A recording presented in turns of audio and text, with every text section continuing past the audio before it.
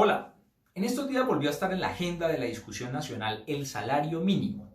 que es una vieja discusión que hay entre un sector de la población que piensa que el salario mínimo colombiano es muy alto y que hay unos costos asociados a los salarios que son muy onerosos para las empresas, y otro sector que pensamos que el salario mínimo colombiano no es tan alto, no alcanza a pagar tantas cosas, no permite mejorar el nivel de ingreso de la población, y de hecho cuando se compara con países desarrollados encontramos que el salario mínimo colombiano es 10 veces menor que el salario mínimo de esos países. Y en medio de este escenario de alto desempleo, de alta destrucción de la ocupación, el ministro de Trabajo, Ángel Custodio Cabrera, aprobó un decreto en el que permite la contratación por debajo del salario mínimo.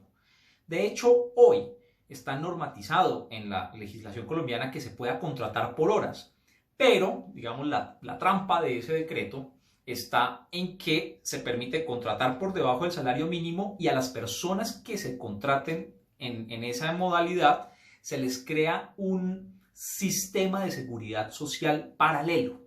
al que existe hoy tradicionalmente, que es, por una parte, que si usted hoy tiene un salario y cotiza a salud, cotiza a un sistema contributivo que tiene más ventajas, como por ejemplo, se le paga la licencia de maternidad y se pagan enfermedades comunes en la incapacidad de esas enfermedades comunes.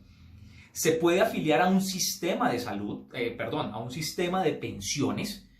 a Colpensiones o al sistema privado de pensiones, y a un sistema de riesgos laborales. Ese es el sistema tradicional. Con este decreto, el gobierno colombiano está permitiendo que se cree un sistema paralelo en el cual quienes sean contratados por debajo del salario mínimo entran a un sistema subsidiado de salud, que no tiene esos privilegios que ya les conté, y no puede afiliarse a un sistema de pensiones. Tiene que afiliarse a otra modalidad que se han inventado, que es como una especie de remedo, de imitación burda de un sistema de renta vitalicia, que son los beneficios económicos periódicos que ya sabemos pagan entre 40.000 y 100.000 pesos mensuales, cuando la Constitución en Colombia prohíbe que se paguen pensiones por debajo del salario mínimo. Entonces, para hacerle trampa a la Constitución, eso no se llama pensión, sino que es un beneficio económico como una renta vitalicia de entre 40.000 y 100.000 pesos, y no se puede afiliar a riesgos laborales, sino a un seguro nuevo que se han inventado. Yo creo que este es un retroceso en los derechos del mundo del trabajo que se han ganado con mucho esfuerzo, que la Constitución colombiana reconoce, pero además que Colombia ha suscrito y hace parte integrante de la Organización Internacional del Trabajo, que ha recomendado que no se creen esos sistemas paralelos de seguridad social y que no se permita que el trabajador tenga condiciones por debajo de un piso mínimo de protección social, que es lo que está justamente creando este sistema. Así que, por una parte, va a permitir que probablemente sea un incentivo para las empresas, en donde en vez de contratar a un trabajador de tiempo completo, digamos por un salario mínimo, va a ser más económico para las empresas contratar 2 trabajadores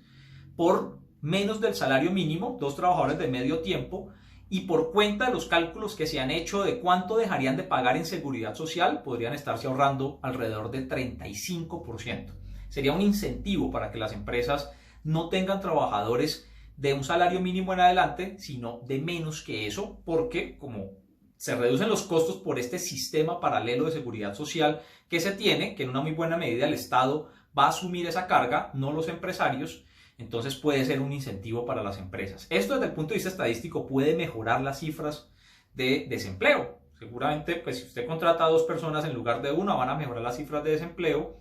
pero es una falsa reactivación, un falso estímulo de la economía, porque claramente esas personas van a ganarse menos de lo que podría ganarse un trabajador normal. Yo creo que es necesario que la Corte Constitucional tome nota sobre este tema y no permita que se viole la Constitución en Colombia en cuanto a la protección de los trabajadores, que son muchos los que se ganan un salario mínimo. Alrededor del 30 o 40% de la población colombiana se gana hasta un salario mínimo,